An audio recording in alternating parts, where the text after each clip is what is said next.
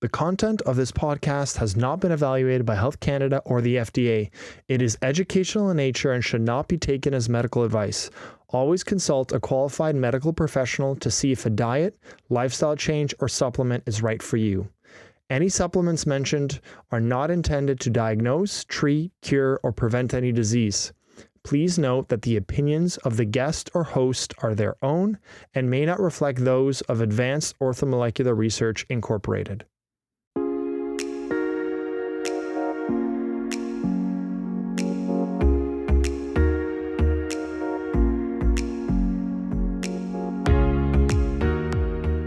Hello and welcome to Supplementing Health, a podcast presented by Advanced Orthomolecular Research. I'm your host, Dr. Paul Herkel. This show is all about applying evidence-based and effective dietary, lifestyle, and natural health product strategies for your optimal health. We are going to feature some very engaging clinicians and experts from the world of functional and naturopathic medicine to help achieve our mission to empower people to lead their best lives naturally. Hello, everyone, and welcome to the Supplementing Health show, brought to you by AOR. It's a show that we talk everything to do with how we can optimize our health by using nutrition, nutrients, orthomolecular and functional medicine to take your health to the next level. In this show, I'm really happy to be talking about something that you've probably heard about, genomics and genetics, and how these two areas, which are almost exactly the same, are connected to how you can optimize your health. What you need to know about your genetics. And I'm here with two special guests, Dr. Robin Murphy and Dr. Aaron Goldman. So we're gonna just we'll let them introduce themselves a little bit. My name is Dr. Paul Herkel, your host, as usual. And let's dive right into talking a little bit about genetics. So welcome, guys. Thank you. Yeah, thanks. Great to be here. Okay, so let's start with just introducing ourselves, and just so people know a little bit about why I chose you to talk about genetics. So let's start with you, Dr. Murphy. So my name is Dr. Robin Murphy. I'm a naturopathic doctor working out of Toronto, and actually I've been working with AOR as the clinical research advisor for almost 2 years now? 2 years almost now, yeah. Yeah, and through that work, I've had the utmost pleasure and honor to help deliver a genetic test through AOR. And I've done that with, obviously, the help of, couldn't have done it without the help of Dr. Aaron Goldman. So I'll let you kind of introduce yourself. Sure. My name is Aaron Goldman. My background is I have a PhD in molecular biology and genetics from Yale University, from Toronto originally.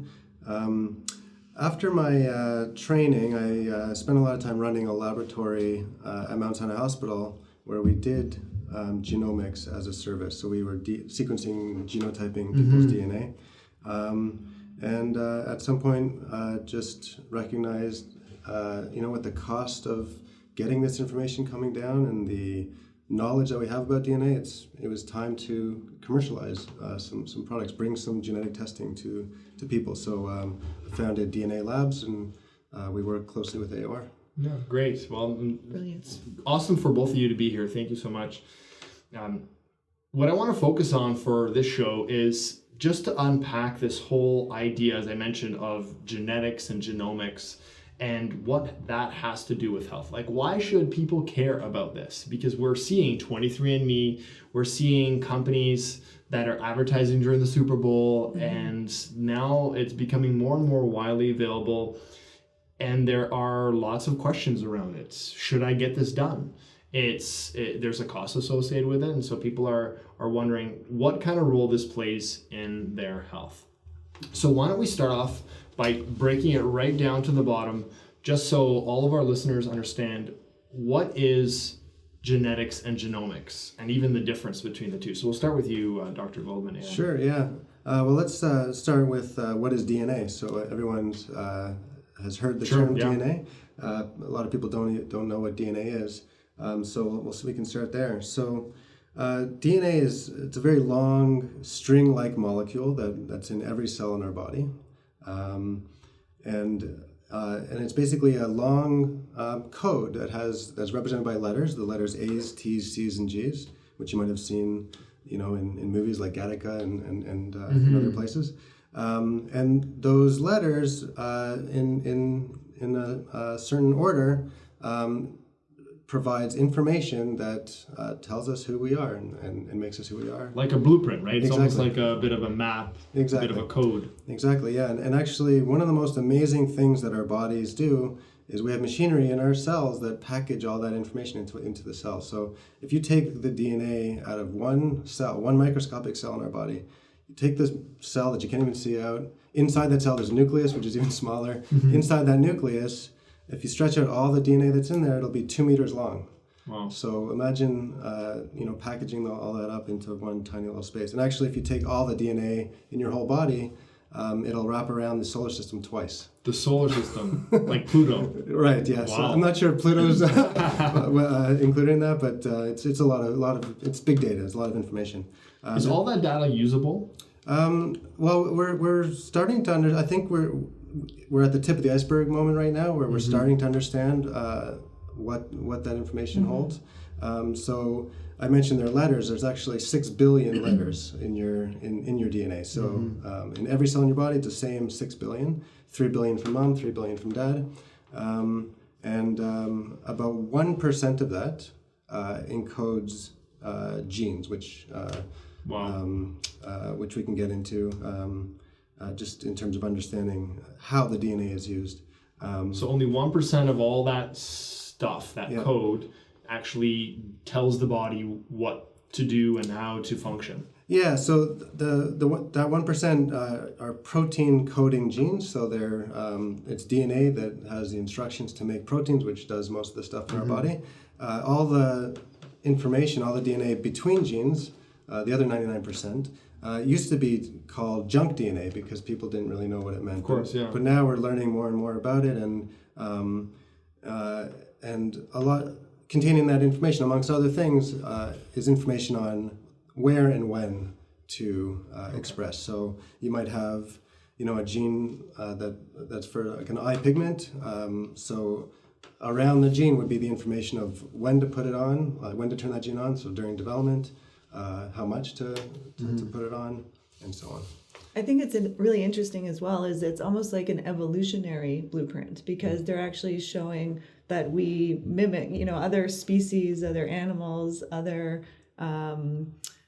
life forms out there have similar DNA to us. So even plants and plants bacteria, and fungus. And I think I heard something crazy, like a earthworm has, up to, quote me if I'm wrong, but 98% similarities in certain sections of our of our DNA. Yeah, likely. Yeah. So if throughout evolution, if something worked, then that would be selected for. If it's not working, then it would be selected against. So those genes that work, that when they're important in things like cell cycle and gene regulation, turning things on and off, that those processes happen whether you're a bacteria or a fungus or a human. Of course.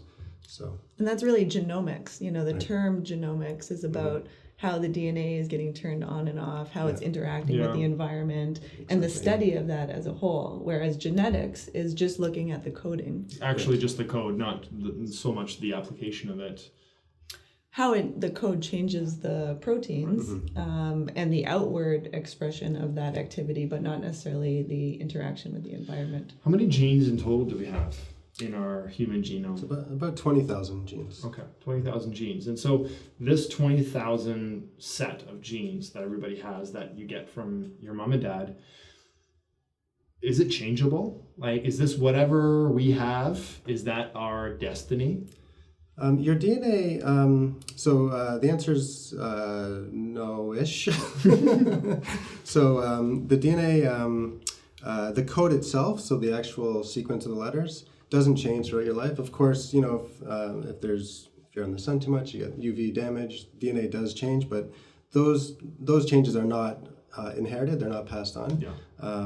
So typically, when we think of DNA, the code at birth is the same as the code at the end of your life.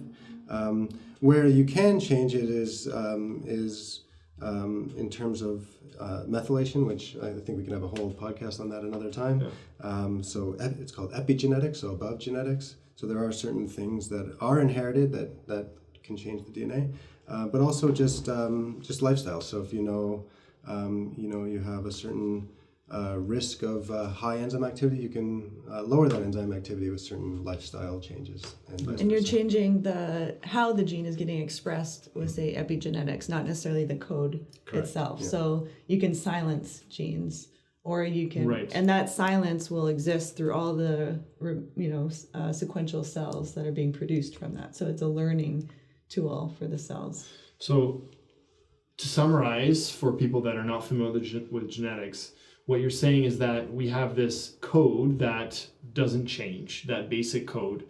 However, the way that it's expressed is influenced by the cellular environment, which therefore is being influenced by our external environment. Is that like a fair way of assessing that? Yeah, I think so, yeah. I like the analogy of thinking of it like a library. So you have your total library there on the wall. And say you're going into, a medical office, and that one section has the medical books. And so in that office, those people within that office are going to use the medical books. And so that's the part of the DNA that they're using. And so there's mechanisms for the cell to say, hey, I want you to use this DNA, this section at different times, at different places. And this is what you're going to do. Same with a nerve cell or a muscle cell, it's getting information, it's getting instructions on when and how to express the DNA. And then when we look at, lifestyle application, when we look at lifestyle genetics. Just thinking that. Yeah, we know that, say for example, you're eating a sandwich or you're eating a salad. Your body is very energy preserving. It's not going to produce something unless you absolutely need it. So when you're starting to change the internal environment, and you're eating a sandwich or you're eating, let's say, a glass of carrot juice, then that will signal certain genes to get turned on to produce enzymes to be able to take that, the vitamins in the carrot juice and then absorb it, transport it, as well as deliver it to the cell and then produce it into a usable form, say, vitamin A that we can extract from that. So that our bodies are constantly responding to the environment through both short-term changes, like with the dietary, but also long-term changes. It's almost like, these like smart thermostats that are adapting to, what the environment is. So if your environment of the body is poor nutrition or cold, if we're using the thermostat environment, the body is going to change based on that. And so I think you had a perfect segue into, I think when I look at this whole area that's booming about lifestyle genetics and genomics, like you said, ultimately I think you've touched on this a little bit, but why should we care about this? Why should the average person walking around out there and is interested in improving their health, why should we care about understanding our genes if can we just like eat healthy in general and just kind of by default express the good genes? I think a great question is what makes you you? If you want to understand who you are, what impacts your health, where does that information come from? So part of it, this is kind of the old dilemma or debate around nature versus nurture. And I think we know that nature, our genetics, makes up a significant part of who we are. It lays the groundwork and the set of instructions and information and blueprint of how our bodies are responding to the environment. And so if we're just going to ignore that information, and there's some very, relevant, important factors and pieces of information that we can get to help us educate what type of lifestyle changes we can make. And yeah, there's a lot of great kind of blanketed, great, health advice. Exercise regularly, eat healthy. That obviously expresses good genes. Decrease stress, avoid chemicals, all of these things. But does everybody do that on a regular basis? And I think in the age of, information overload, we have to be very precise with what type of information, that's a good point. What type of, recommendations we're going to follow. And we have to know, is this going to have a big effect? And is this going to be pertinent to me?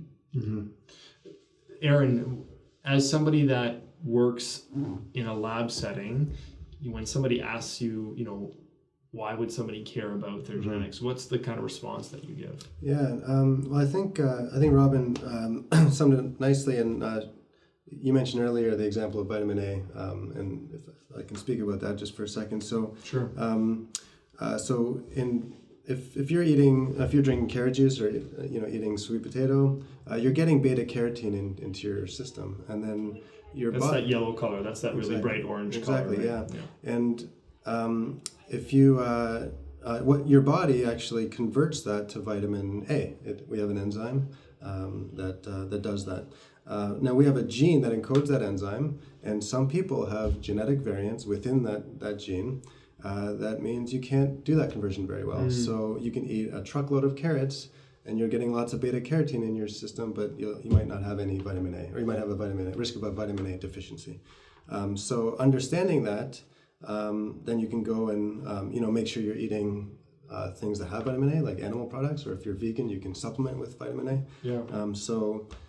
Understanding those genetic variations that we have can help us, make little tweaks to make sure that we're getting all the nutrients that we need. That's a really good example, where in theory, eating lots of something or doing something is really good for you, but there's a lot of nuance.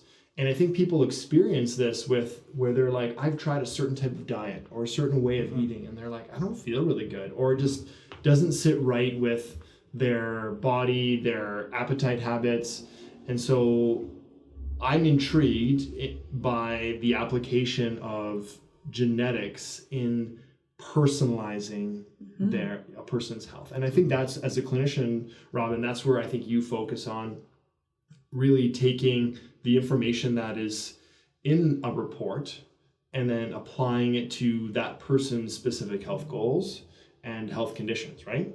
Yeah, it's what we call precision medicine. And so it has a predictive value. So we're anticipating what could be the problems, so we're preventing those, but then it's also giving us tools to then start to look, because there's literally millions of variables out there. So it also helps to narrow in, what are the area, where do you start? It's a blueprint, right? It's a roadmap. What other testing needs to get done? What would be valuable for surveillance, if people have increased risk for heart disease, they can tell because, maybe there's going to be a family history of it. But just because there's a family history doesn't mean that you're going to get that disease per se. That's right. And what we're starting to understand is, now that we're diving into some of these pathways and understanding why people are developing cardiovascular disease, what susceptibilities they have to stress or the inflammatory pathway or, environmental chemicals, which are becoming, a burden these days. We're starting to see where some of these genetic susceptibilities that weren't a problem, 50 years ago, I think start to contribute to some of the epidemics that we're seeing with cancer, with heart disease, and so on. So it's not genetics is not the only thing that is contributing to these, but it is a part of it, and we can actually use that information to then manipulate an environment to change the expression. There's two questions that came to mind, and I think a lot of people get stuck on these. Is it all or none? If somebody is missing the gene, like you mentioned, Aaron, the expression of a gene. My understanding is that there's usually multiple variants of that gene. That term was used. Can you describe a little bit about that for people that may not be familiar with it? Because it's not quite, in every case, black and white. Like I'm missing something or I'm not, right? Yeah, absolutely. Going back to the DNA again, so the DNA is a long code, and although humans are something like 99.9% the same, when you're talking about 0.1% of 6 billion, that's quite a lot of differences. So we all carry millions of genetic variants, and what these are, like changes in the letter. We talked about the A's, T's, C's, and G's. So in a certain gene, you might have a G instead of an A, and that might have no effect on the protein at all or the outcome. It might physically change the protein. So instead of an alanine, you now have a threonine at that location or whatever. Change the amino acid, and that change could make going back to the vitamin A example, it could make that enzyme not work at all, so you can't convert vitamin A. It could make the enzyme work faster. It could make the enzyme do other things. So that's one thing. And then the other thing to keep in mind is we have 2 copies of every gene, one from mom, one from dad. So I always hate to use the word good and bad or normal, abnormal, because with DNA we all have these variants. But if you have quote unquote the bad copy of a gene, then you inherit that from dad. But from mom you inherit the good copy. Then in many cases you could have an intermediate effect, right? Right. So instead of fast and slow, you could have medium, right? But that's not always the case. Sometimes medium is just as good as fast, and sometimes it's not good enough. There's a context to this as well, which I think is important to understand. And for those who can't really visualize this or don't have a science background, if you think about the English language, and if you think about the letters in the alphabet and how we're creating sentences, and then those sentences are creating paragraphs, which are creating chapters, which are creating books. That's kind of a way to think of how this code is, what it's representing. And so in a sentence, if you change a letter in a word, sometimes that change can change the whole meaning of that sentence. Absolutely. But sometimes it doesn't. And so this is where we talk about, they're called synonymous or non-synonymous changes. Exactly. Is it actually changing what the genes do? Is it then tells the cell how to make a protein, how to make a structure. So is it changing that structure? And if it does, is that structure having a big effect on that overall system? It's a good system? analogy. Yeah. You sub out every A with a Z, and you may be able to know some letters or words, and you may not, and that paragraph may become dysfunctional. So that gene may become dysfunctional, right? Yeah. And likewise, imagine the sentence "I bought a car." If there's an insertion of an R there, and it says "I brought a car," it still kind of makes sense. The meaning changes a little bit, but you can see how little changes can have different changes that could have different impacts. Yeah. So genes, so there can be, you can turn genes on or off, but the degree of the action of that enzyme can sometimes vary, and that depends on the enzyme. Like you said, sometimes a faster may actually have an effect that is not necessarily bad or good. It just breaks down a neurotransmitter, a neurosignaling molecule faster. Yeah, exactly. So that I think that gives everybody that listening a good idea about some of the changes in the variability with genetics, and that it isn't just your destiny. There's definitely some change.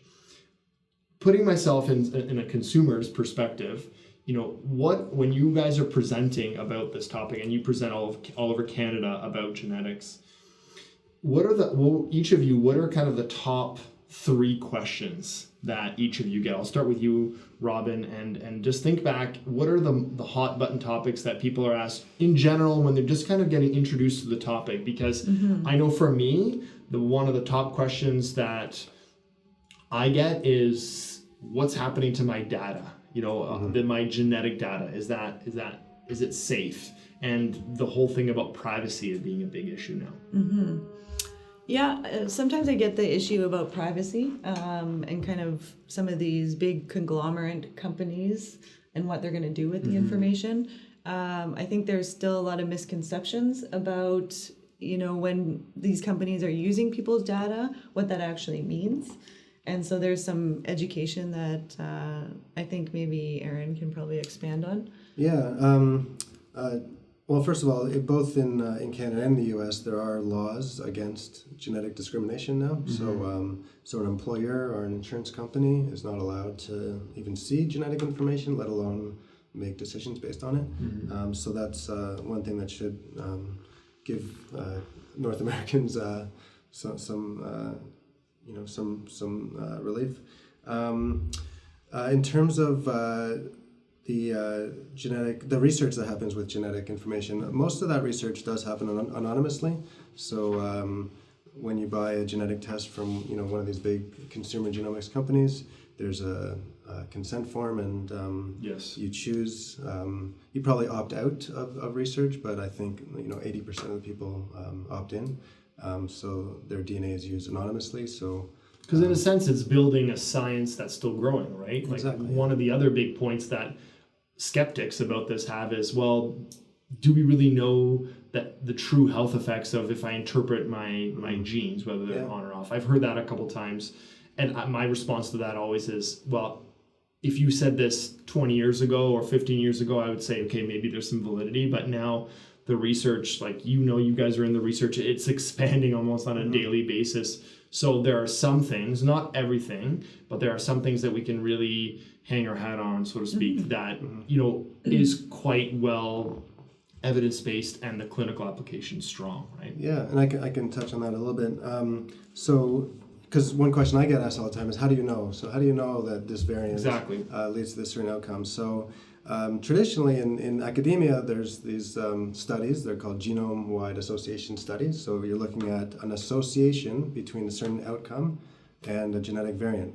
So if you imagine you take 1,000 people that have a certain vitamin deficiency and 1,000 people that don't, and you look at we have the technology to look at everyone's DNA. So you look at the DNA of one group and compare it to the other and do some statistics, and you realize that the group that has a vitamin deficiency have a greater likelihood of having a certain genetic variant. Doesn't mean that every single person in both groups have the same genetic variants, but that's typically how it's done. And to take it a step further, what these big consumer genomic companies are doing, they're collecting 500,000 or 800,000 pieces of data on you when you buy their test. They'll give you information on your ancestry, on whether your thumb can bend backwards, whether you can smell asparagus in pee, and so on. But what they're really doing with that data is then they're doing surveys. The example I gave in academia is 1,000. That would be a very large academic study, whereas some of these big companies have millions of samples. So the statistical power is huge. And one company, 23andMe, actually did this, where they asked who gets motion sickness. So if they have a couple 100,000 people replying with answers, that's much. Even though it's self-reported, which has its own issues, right? Having that huge number is powerful. Is very powerful. So. You can ask, who has motion sickness, who doesn't, and then you can, figure out basically drug targets from that. Well, I was just going to say that information is invaluable when you're looking at, okay, so do I create a drug? Is it worth it creating a drug for that based on, genetics?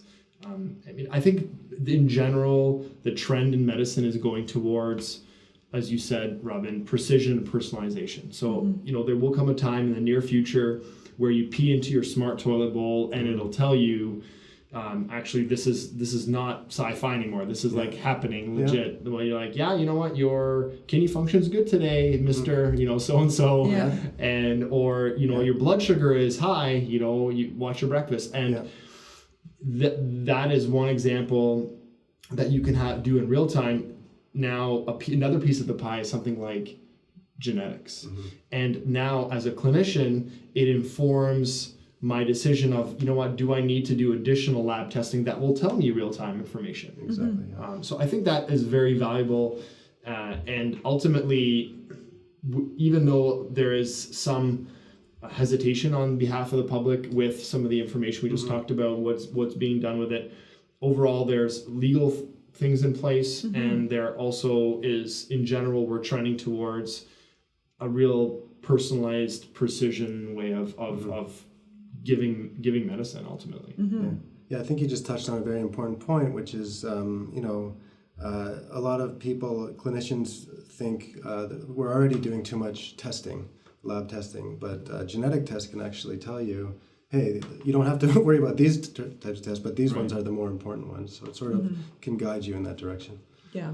And I think as far as development goes, for the skeptics out there that are saying we don't know enough, it's like, well, what is the point where we do know enough? Can we say that the lab tests that we're doing now that are standard are the best lab tests that are out there? Have we discovered everything about health, about the body? There's technology. Clearly the answer is no. Yeah, exactly. The technology is always developing. And we're in an age of, rapid accelerated growth, and the technology field, the way that we approach health, I think, is going to differ quite a bit. In the next 5 years, there's a lot of AI platforms that are being developed and different scanning systems. And then we're looking at, whole genome sequencing. Probably in 5 years, we're going to look at genetic testing being like, that's like archaic, where like that's just like a foregone conclusion. Or it's going to be standard. Or it'll be standard. Yeah. In the same way that we consider like a complete blood count, like old school. Yeah. It's not that it's, when I say archaic, I don't mean valuable. I just mean it's just something that is just so like understood that it's like, here, do this panel. Yeah. I think it's important to bring up in terms of the safety as well, is that this is not we're talking about lifestyle genetics. This is not a test for if you have cancer risk or if I'm going to get a certain pathology. A lot of people's concerns center around the fact that they're scared of getting information that they're now going to, feel like they're living with this foreboding diagnosis for their whole lives. So that's not what these types of tests are really focused on. That's more of a hospital setting. Yeah, and just to kind of answer your question about what a common, question that I get all the time is, and what we touched upon earlier, is whether or not we're actually, is there anything that I can do about my genes? Yes. And so the point to mention is that, we're looking at lifestyle genetics, right? Yeah. And so we're not looking at disease-based risks. So we are looking at areas where we know these genes respond specifically to lifestyle interventions. So there absolutely there are things that you can do. There's actionable things. Yeah. We'll talk more about that, as we get into part 2. Like, there's so much information here. It's so hard to jam it all into one session. And I think what we've talked about gives us a really good background. What I want to, before we wrap up the show, what I just want to talk about is both of you were instrumental in creating a test called My Blueprint that has been launched in collaboration with DNA Labs, which you both kind of work with. You founded that, and along with AOR as well. And AOR is a natural health product company, and that is because the trend is, how do we personalize using nutrients, vitamins, and minerals? I think that was something that AOR felt was really, really part of that innovative next step. But just very briefly, tell us a little bit about this My Blueprint test, and why specifically sink all this expertise and education that you both have into creating something like this. I can speak from my perspective as a clinician. So because I've been in kind of the field of genetics for the last 6 years, I would say, within my clinic, the problem that we were seeing with certain genetic testing is how the information was getting delivered. Is it in a cohesive way that we can take actionable, easy to understand information and apply that into a clinical setting? And when you look at some of the other direct-to-consumer tests, it's quite overwhelming, the amount of information that can be delivered. So what I really appreciated about, when I first came across DNA Labs and their test, is how the information was laid out.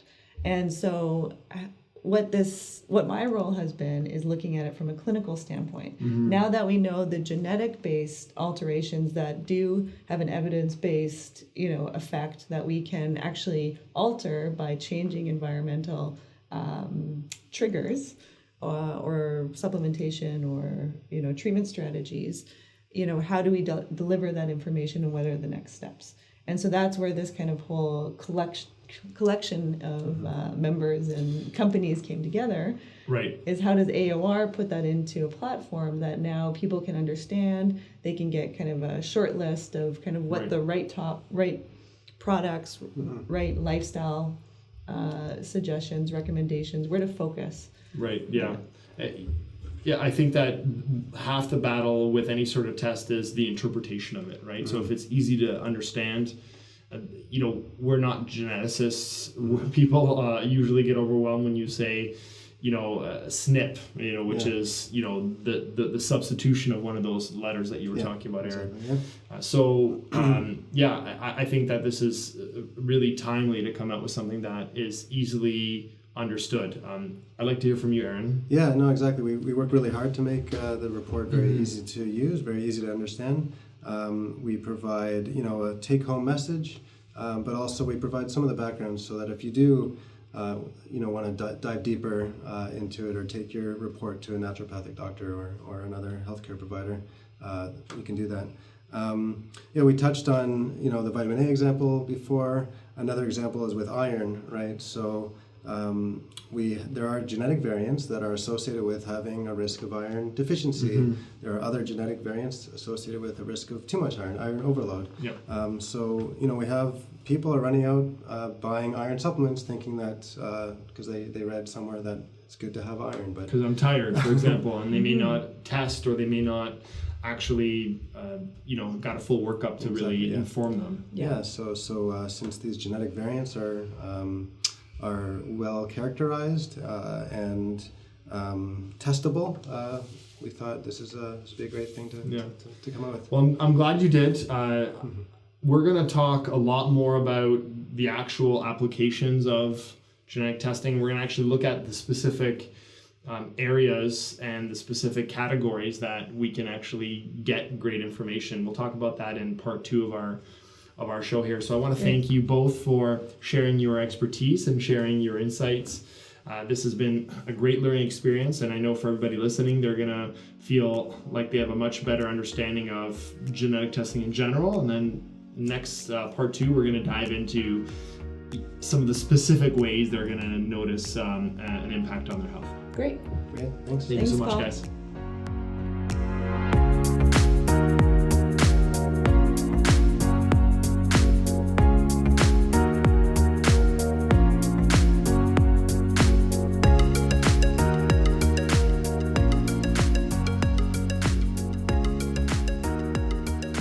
Thank you for listening today. For more information about our guests, past shows, and future topics, please visit aor.ca/podcasts. Do you have a topic that you want us to cover? We invite you to engage with us on social media to request a future topic or email us at marketing@aor.ca. We hope you tune in again next week to learn more about supplementing your health.